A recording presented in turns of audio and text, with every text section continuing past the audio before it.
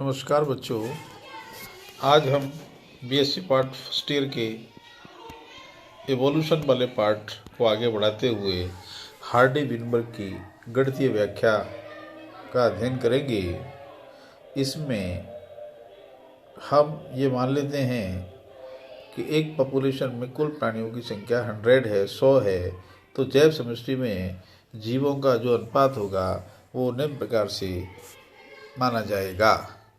तो पैतृक पीढ़ी को अपन जो बात करें तो कैपिटल टी 36% है, कैपिटल टी स्मॉल टी 48% है और स्मॉल टी 16% है। इसमें कैपिटल टी प्रभावी है और स्मॉल टी अप्रभावी जीन है। तो समयुग्मजी प्रभावी जो होमोजाइगस है यानी एक जैसे हैं और वो भी प्रभावी हैं, जैसा कि आपको चित्र में दिखाई दे रहा है कि दोनों एक जैसे हैं और इस प्रकार ये कैपिटल टी से प्रदर्शित किया हुआ है। तो कुल जैव समष्टि का 36% भाग बनाती है। इनके द्वारा एक ही प्रकार के युग्मक कैपिटल टी उत्पन्न किए जाते हैं और इस प्रकार इनके द्वारा 36% कैपिटल टी युग्मक उत्पादित किए जाते हैं। दूसरा जो पॉइंट है वो विषम युग्मजी कैपिटल टी स्मॉल टी का अनुपात 48% है और इनके दो प्रकार के युग्मक उत्पन्न किए जाते हैं, 24% कैपिटल टी और 24% स्मॉल टी युग्मक उत्पन्न होते हैं। तीसरा पॉइंट हमने कहा समजीनी अप्रभावी, तो स्मॉल टी से प्रदर्शित करेंगे इसको और इसमें जीवों का जो प्रतिशत है वो 16% है एवं इनके द्वारा 16% स्मॉल टी प्रकार के युग्मक उत्पादित किए जाएंगे और इस तरह निम्न प्रकार से युग्मकों का जो प्रदर्शन है वो करने को मिलेगा।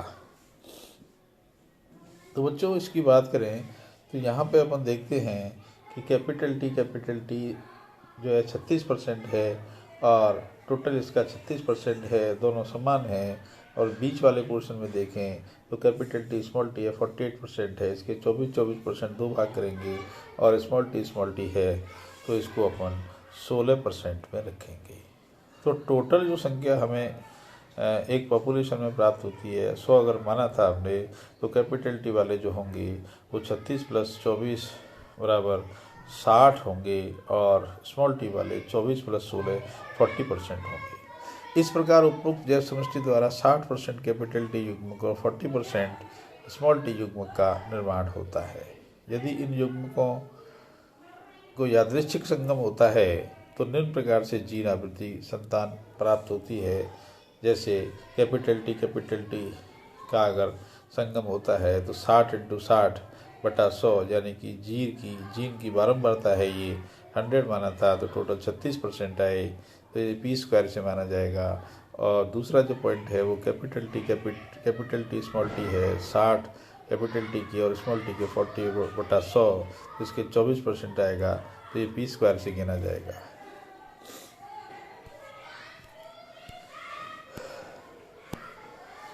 इसके बाद हम देखते हैं तीसरा जो पॉइंट है वो कैपिटल टी स्मॉल टी का है। इसमें 60 × 40/100 = 24% आएगा। और चौथा जो ग्रुप है स्मॉल टी 40 × 40/100 है तो इसमें 16% के हिसाब से p² ग्रुप मिलेंगे। तो प्रथम पीढ़ी में ही आनुवंशिकता का साम्य प्राप्त हो जाता है।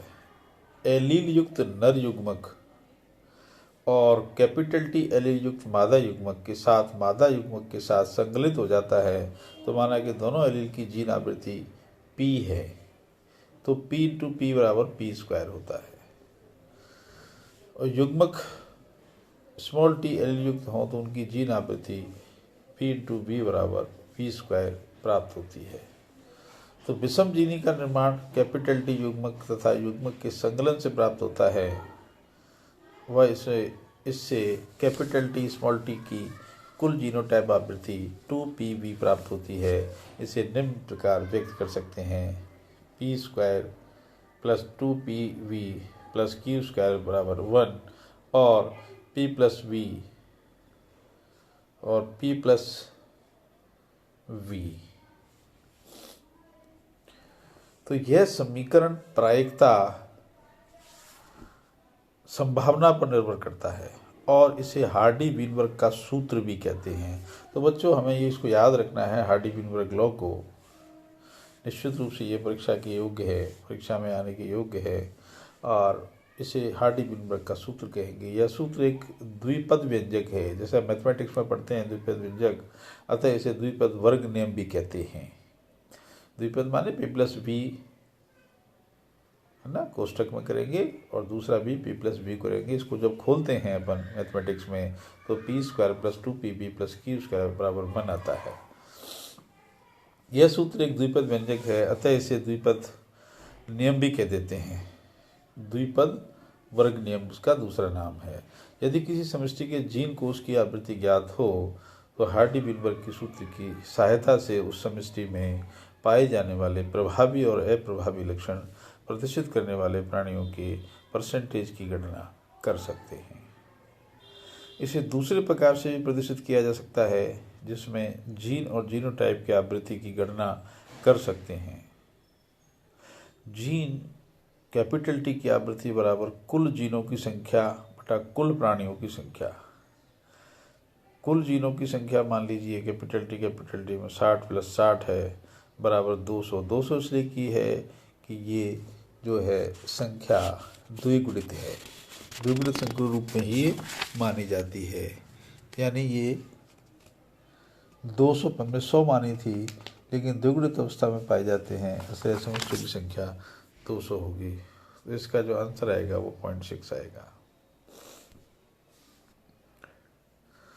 तो जीन स्मॉल टी की जो आवृत्ति है वो 40 प्लस 40 बराबर बटे 200, तो 0.4 इसकी आएगी स्मॉल टी वाले की। उक्त सूत्र में स्मरणीय बात यह है कि प्राणियों में जीन हमेशा डिप्लॉयड यानी कि द्विगुणित अवस्था में पाए जाते हैं, अतः समष्टि में जीवों की संख्या 200 ज्ञात है, जबकि हमने प्राणियों की संख्या कितनी ली थी? 100 ली थी। तो इसलिए हमने इसको 100 के स्थान पर 200 से डिवाइडेड किया था। अतः किसी भी समष्टि में किसी जीन की आवृत्ति की गणना निम्न सूत्र से कर सकते हैं।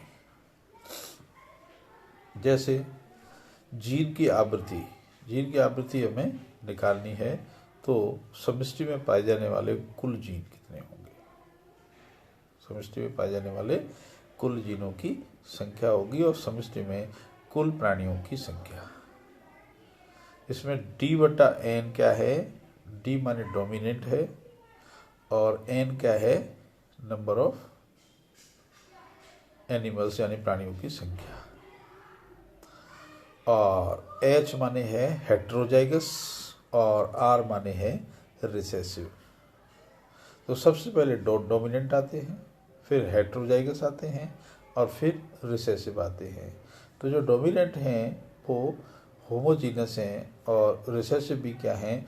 होमोजीनस हैं। यहाँ पे जो R दिया है वो रिसेसिव है, यहाँ पे D डोमिनेंट है, लेकिन बीच वाला जो पोर्शन है उसमें हेट्रोजाइगस प्रकार के जीन मिलेंगे। तो इनका जो कॉम्बिनेशन होगा तीनों का, उसी से हम आगे जीन की जो फ्रीक्वेंसी है वो एक पॉपुलेशन में निकाल सकते हैं। इसकी संख्या हमें पहले से अगर ज्ञात होती है, लेकिन उसको हमें द्विगुणित रूप से मानना है। तो इस प्रकार बच्चों हमने जाना कि ये जो हार्डी-वीनबर्ग लॉ है, ये मैथमेटिक्स के बेस पे भी इसको अपन व्याख्या कर सकते हैं, जो कि ये सटीक बैठती है और इसका जो अनुपात है वो गणितीय व्याख्या करें चाहे सैद्धांतिक रूप से करें, वो एक ही प्रकार का हमें प्राप्त होता है। तो वही 36% कैपिटल टी का प्राप्त होगा और उसके बाद कैपिटल टी स्मॉल टी का हमें 48% प्राप्त होगा और स्मॉल टी का हमें 16% प्राप्त होगा। इसलिए हम गणितीय व्याख्या और सैद्धांतिक व्याख्या दोनों इसमें समान पाई जाती हैं। तो कुछ सूत्रों के द्वारा भी इसको अपन जान सकते हैं। Thank you.